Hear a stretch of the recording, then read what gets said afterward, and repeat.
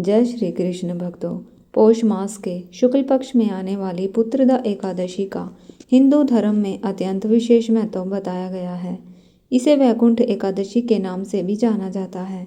मान्यता है कि इस एकादशी का व्रत करने से संतान सुख की प्राप्ति होती है, वंश वृद्धि होती है और भगवान विष्णु की विशेष कृपा प्राप्त होती है। अंग्रेजी कैलेंडर के अनुसार वर्ष 2025 की यह अंतिम एकादशी है, इसलिए इसका महत्व और भी अधिक बढ़ जाता है। लेकिन इस बार भी एकादशी तिथि 2 दिनों तक रहने के कारण श्रद्धालुओं के मन में यह असमंजस बना हुआ है कि व्रत किस दिन रखा जाए और पारण किस दिन किया जाए ताकि व्रत का पूर्ण फल प्राप्त हो सके। पंचांग के अनुसार इस वर्ष पौष पुत्रदा एकादशी तिथि 30 दिसंबर 2025 मंगलवार को सुबह 7:51 से प्रारंभ हो रही है। इससे पहले दशमी तिथि रहेगी। एकादशी तिथि का समापन 31 दिसंबर 2025 बुधवार को सुबह 5 बजे हो जाएगा। शास्त्रों में यह स्पष्ट रूप से बताया गया है, यदि एकादशी व्रत वाले दिन सुबह के समय दशमी तिथि विद्यमान हो तो उस एकादशी व्रत के लिए पूरी तरह शुद्ध नहीं माना जाता। हालांकि ऐसी एकादशी पर गृहस्थ भक्तों को व्रत रखने की अनुमति दी गई है, लेकिन वैष्णव परंपरा में इसे सर्वोत्तम नहीं माना जाता। शास्त्रों के अनुसार सबसे शुद्ध एकादशी वही मानी जाती है जिसमें दशमी विद्या रहित एकादशी कहा जाता है, यानी जिस दिन सूर्योदय या ब्रह्म मुहूर्त के समय दशमी तिथि न हो। वैष्णव संप्रदाय के भक्त विशेष रूप से इसी शुद्ध एकादशी का पालन करते हैं। ऐसी स्थिति में यदि सूर्योदय या ब्रह्म मुहूर्त में कुछ क्षण के लिए भी एकादशी तिथि हो तो उसके बाद पूरा दिन द्वादशी तिथि रहे तो उस दिन रखी गई एकादशी को ही वैष्णव एकादशी कहा गया है। यही एकादशी सबसे अधिक मोक्षदायिनी और पुण्यदायिनी मानी जाती है। इस आधार पर देखा जाए तो 30 दिसंबर मंगलवार को भी पुत्रदा एकादशी का व्रत रखा जा सकता है और कई मंदिरों व परंपराओं में इस दिन व्रत रखा जाएगा।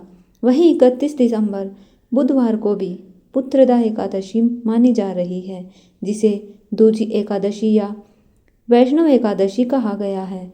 अगर यह पूछा जाए कि व्रत रखने के लिए सबसे अधिक श्रेष्ठ और शास्त्र सम्मत दिन कौन सा है तो उत्तर होगा 31 दिसंबर बुधवार। इसका कारण यह है, यदि कोई श्रद्धालु 30 दिसंबर मंगलवार को व्रत रखता है तो उसे ध्यान रखना होगा कि 31 दिसंबर बुधवार की सुबह हरिवासर होगा। हरिवासर लगभग 4 से 5 घंटे तक रहता है और इस समय में एकादशी व्रत का पारण करना निषिद्ध माना गया है। ऐसी स्थिति में मंगलवार का व्रत रखने वाले श्रद्धालुओं को दोपहर के समय ही पारण करना पड़ेगा। इसके विपरीत यदि कोई भक्त 31 दिसंबर बुधवार को वैष्णव एकादशी का व्रत रखता है तो वह अगले दिन गुरुवार की सुबह सुबह शुद्ध रूप से व्रत का पारण कर सकता है, जो अधिक उत्तम माना जाता है। यदि हम द्वादशी तिथि और पारण मुहूर्त की बात करें तो द्वादशी तिथि 31 दिसंबर बुधवार को सुबह 5:01 से प्रारंभ हो जाएगी। इसके साथ ही हरिवासर का समय भी शुरू हो जाएगा। बुधवार को पूरा दिन द्वादशी तिथि रहेगी, जो रात 12 बजे के बाद 1 जनवरी 2026 को 1:47 बजे समाप्त होगी। यानी इस बार बुधवार को ब्रह्म मुहूर्त में थोड़े समय के लिए एकादशी और उसके बाद पूरे दिन द्वादशी तिथि का संयोग बन रहा है।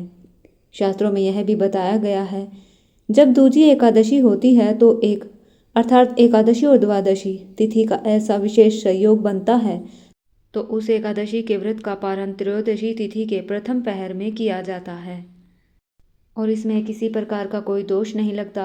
यही कारण है वैष्णव एकादशी को अत्यंत श्रेष्ठ माना गया है।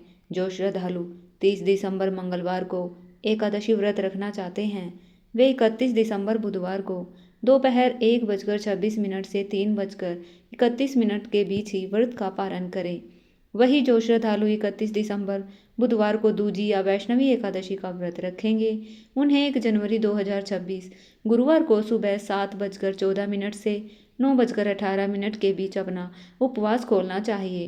भले ही पारण वाले दिन द्वादशी तिथि सूर्योदय से पहले समाप्त हो चुकी होगी, लेकिन शास्त्रीय नियमों के अनुसार पारण इसी समय करना पूर्णतः शुद्ध और फलदायी माना जाएगा। यही थी पौष पुत्रदा एकादशी 2025 से जुड़ी संपूर्ण और शुद्ध जानकारी। यदि आपके मन में इस विषय से जुड़ा कोई प्रश्न हो तो आप निसंकोच कमेंट बॉक्स में पूछ सकते हैं। धन्यवाद।